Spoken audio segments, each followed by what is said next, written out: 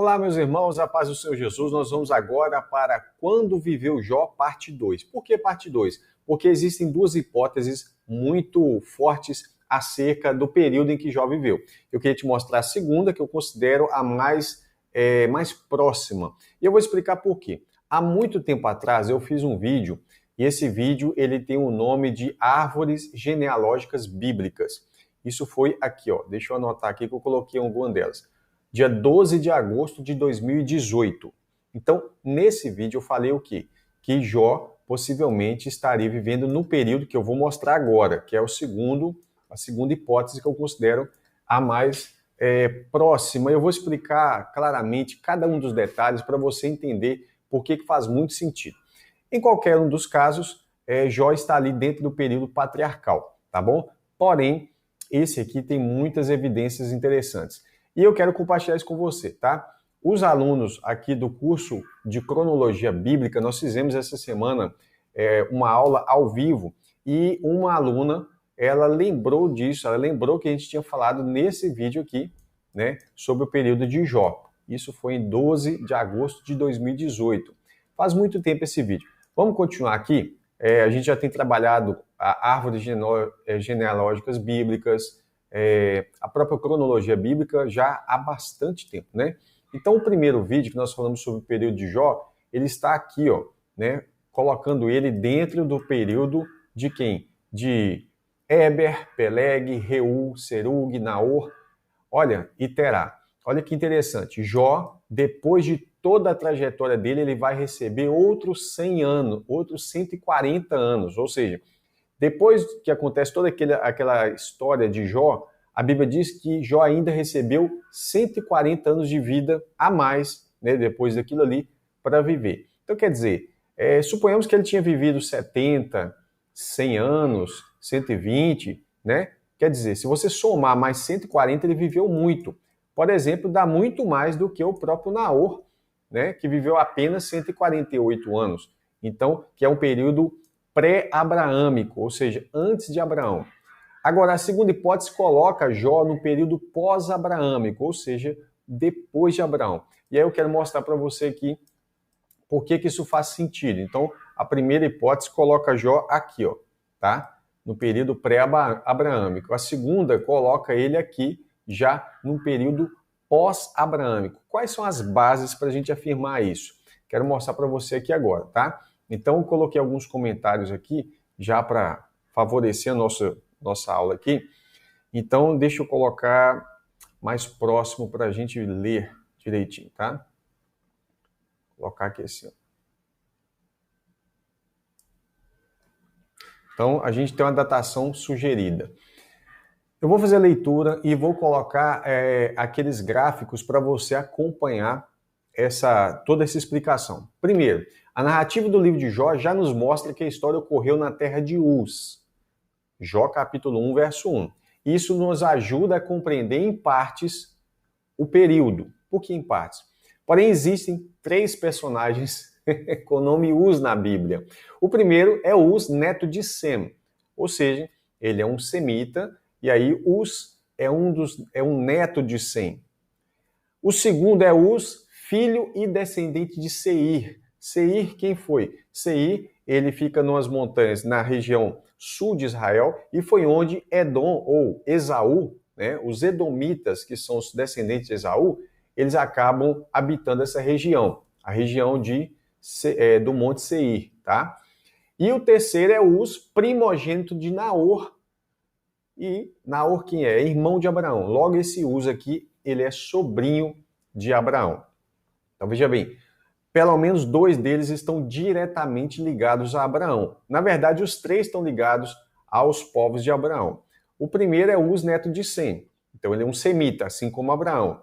O segundo é Uz, descendente de Seir, que a Bíblia não fala que Seir é descendente de Abraão, de Sem, porém, o Esaú dominou aquela região de Seir, do Monte Seir. Então, como Esaú é descendente de Abraão, está relacionado com ele também.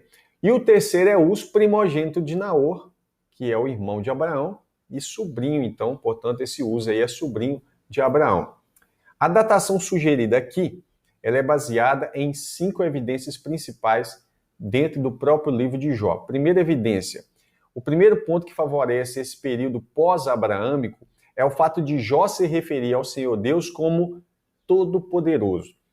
Você vai olhar isso em Jó 6, verso 4, e várias vezes Jó vai falar com Deus, ou vai falar acerca de Deus como Todo-Poderoso. Essa expressão aparece pela primeira vez nas Escrituras em Gênesis 17, verso 1. Você pode conferir também que Deus vai falar isso com Moisés em Êxodo 6, verso 3, falar assim, que ele se apresentou a Abraão como Deus Todo-Poderoso. Tá? Então, a primeira vez que a Bíblia cita Deus Todo-Poderoso é quando Deus fala isso com Abraão em Gênesis 17, 1. Então, já é uma expressão que aponta para uma linguagem, uma forma de Abraão se referir a Deus. Então, certamente, os seus descendentes, né, os seus parentes, de modo geral, vão conhecer a Deus como Todo-Poderoso a partir dessa revelação abraâmica. Faz um certo sentido. Isso acontece quando Abraão tinha 99 anos de idade e o Senhor lhe aparece e diz, eu sou Deus Todo-Poderoso. Segunda evidência, então, você já linka isso aí. Abraão chama Deus de Todo-Poderoso e Jó também. Depois, no livro de Jó, a primeira vez que essa expressão aparece é no discurso de Elifaz, o Temanita. Olha aqui, guarda essa expressão, Temanita, tá? Então, Esaú, o neto de Abraão, teve um filho chamado Elifaz. Então, você tem o Elifaz, Temanita, amigo de Jó. O Esaú, que é neto de Abraão, ele teve um filho chamado Elifaz. Elifaz foi pai de Temã. Olha aí, ó, Elifaz, o Temanita. Então, você já tem uma relação aqui, né? Elifaz pode ter dado o nome da terra, aquela terra onde ele estava habitando, em homenagem ao seu filho Temã. Assim como fez Caim, que edificou uma cidade e chamou Enoque o nome do seu filho. Então, a cidade que Caim fez, ele não colocou o nome de Caim, ele colocou o nome do filho dele, que é Enoque. Tá? Esse não é aquele Enoque, sétimo depois de Adão ali, da descendência de Sete, não, tá? Esse é o Enoque, o filho primogênito de Caim. Então, Caim deu o nome da cidade que ele conquistou, que ele criou, vamos falar assim, né? Deu o nome da cidade que ele edificou, essa é a expressão correta, deu o nome do seu filho primogênito. Então, ele deu o nome para a cidade de Enoque. É provável que Elifaz também deu o nome da terra de Temã, e agora o Elifaz é chamado de Elifaz, o Temanita. Se considerarmos esses fatos como fator identificador desse personagem, seria esse o motivo de ele usar a expressão Todo-Poderoso para se referir ao Senhor, o Deus de Abraão, seu avô. Né? Então, quer dizer, o Elifaz, filho de Esaú, no caso não é avô, né? O seu bisavô. Então, eu tenho que colocar aqui o seu bisavô, tá? Então, Elifaz é filho de Esaú. Esaú é filho de quem? De Jacó. Jacó é filho de Isaac. E Isaac é Jacó. Elifaz é filho de Esaú, que é irmão de Jacó. E ambos são filhos de Isaac, e Isaac, portanto, é filho de Abraão. Então, vamos lá. Abraão, Isaac, Esaú, Elifaz. Entendeu aí?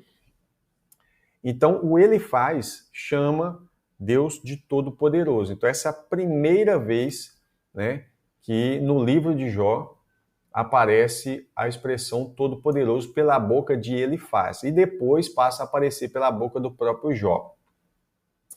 Terceiro ponto. Antes de surgir reis em Israel, antes dos reis, isso é no período dos juízes ou no próprio período de Moisés, antes dos reis, os edomitas, que são os descendentes de Esaú, já tinham sido governados por reis. Um deles, chamado Uzão, né, reinou na terra dos Temanitas. Olha aí.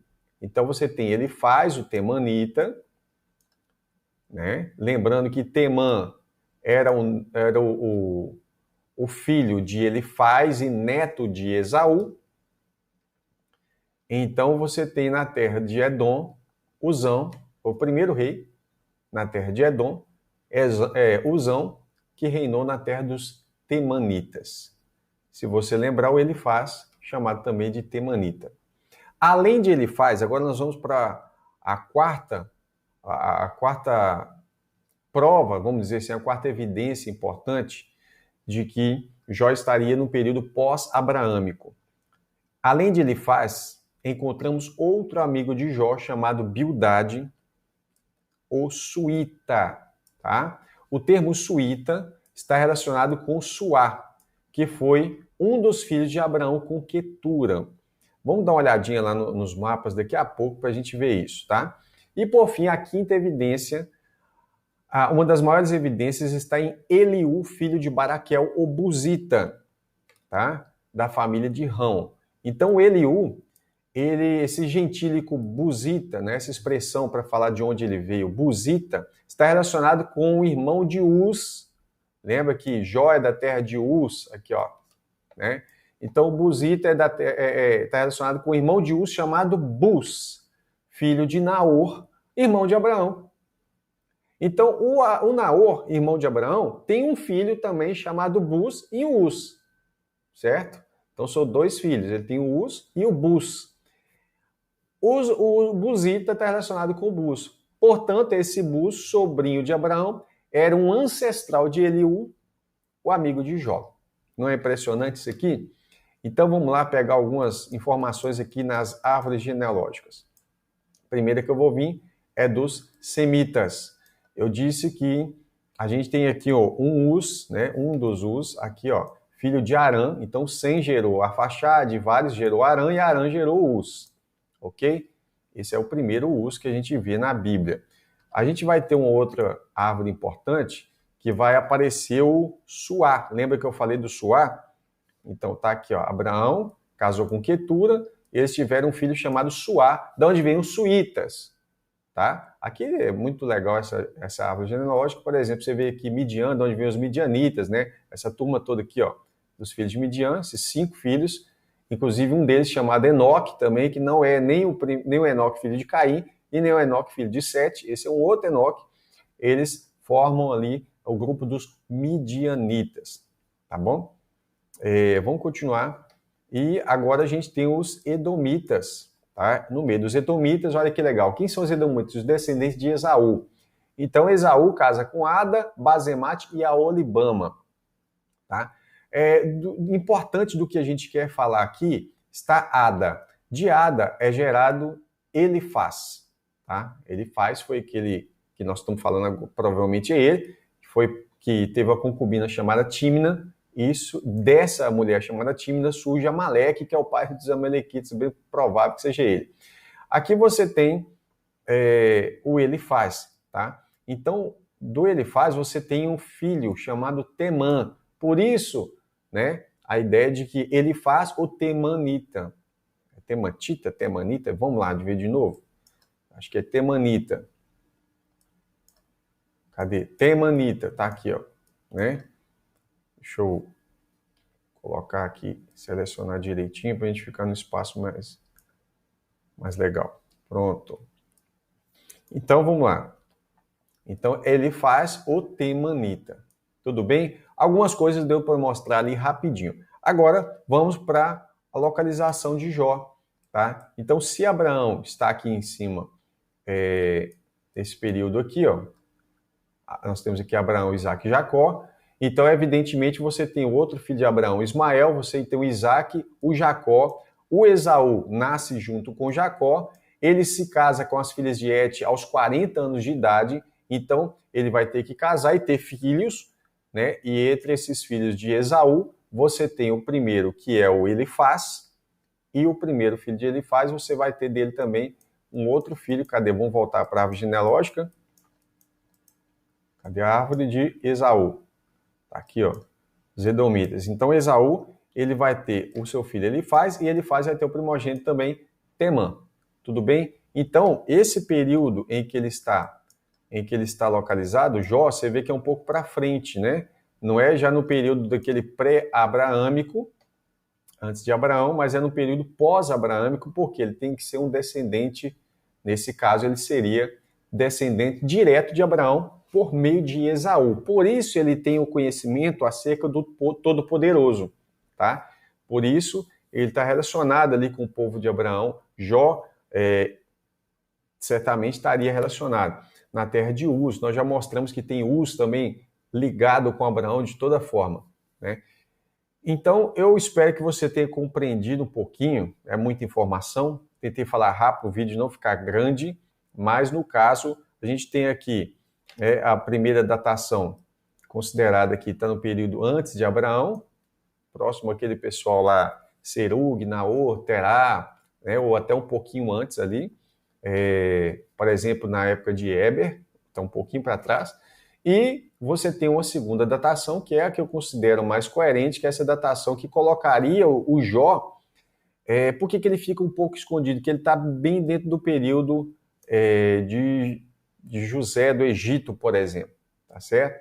Então essa datação coloca ele junto com o período de José do Egito e também aquele período que os israelitas estavam escravizados. Então o período que eles estavam escravizados é onde Jó estava por ali, nesse período aí, por causa da distância, né, depois de Abraão, Isaac, ao invés de Jacó, lembra, Abraão, Isaac e Esaú, irmão de Jacó, ele faz, e aí Temã, e aí você tem ali aquela região, provavelmente Jó estaria, então, nesse período aqui, né, saindo do Gênesis, você está vendo aqui amarelinho, já entrando no período do Êxodo, porém, um pouco antes do período de Moisés. Tudo bem?